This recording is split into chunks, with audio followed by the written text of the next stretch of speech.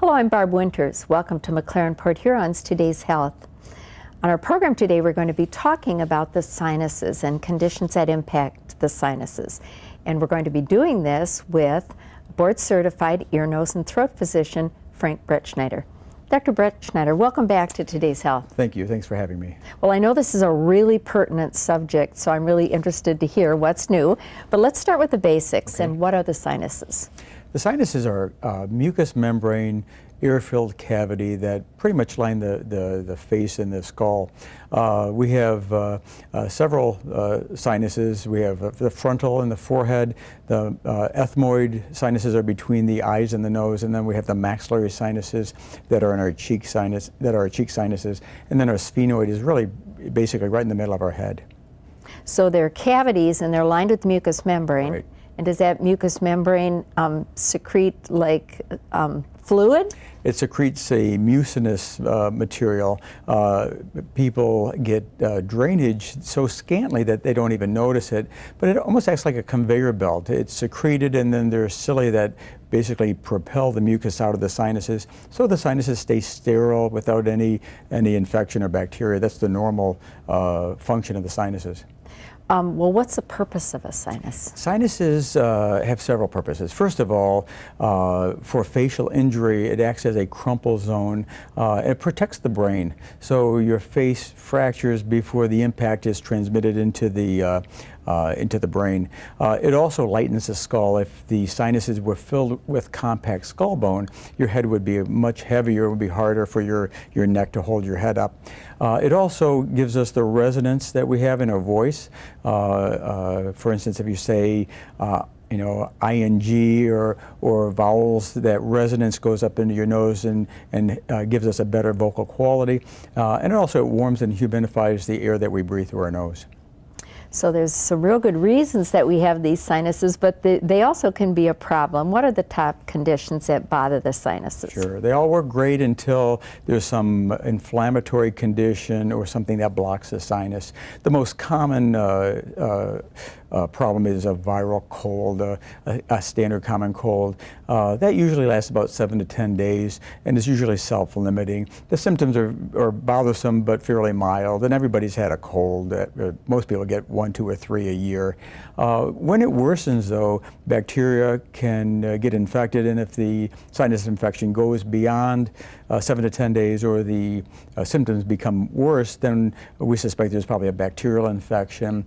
Often occurs when your sinuses become blocked. Other conditions that can cause problems with your sinuses are polyp growths or allergies can cause these problems. Sometimes you can get tumors that grow in the sinus cavities. Cancers can grow in sinus cavities, and we see that not infrequently. Cystic fibrosis is another condition that's very problematic. And people who are immunocompromised, people with AIDS or diabetics, tend to have more problems with their sinuses. So there's a whole host of reasons why sinuses can stop working so well. How common is sinusitis? We think that approximately 10% of the population has sinusitis every year, and almost everybody has had a case of sinusitis sometime in their life. So, we think about 35 million patients per year get sinusitis. That's a huge frequency of disease, and the costs are quite high. We estimate upwards to $3 billion in costs for treatment of sinusitis. But there's people that get an occasional sinus infection, and then there's people that get one right after the other. Is that common in Michigan, or is it just that people are so uncomfortable that they talk about it? We do get more sinusitis in Michigan and in the northern states. Michigan has a lot of humidity, so we have more allergens, more pollens, more mold that grows, so people with allergies are suffering more. We also have less sunlight, we have lower vitamin D levels, we tend to, in northern climates, get sicker in the winter more. So Michigan's very known for higher incidence of sinusitis. People do better in a drier state like in Arizona, Utah, and allergies are a big common cause of the presenting with sinusitis, or the cause of recurring sinusitis. many people will get sinusitis that will be long lasting, and anything that lasts over 12 weeks, we consider that to be a chronic condition. Why is it so hard to get rid of a sinus infection?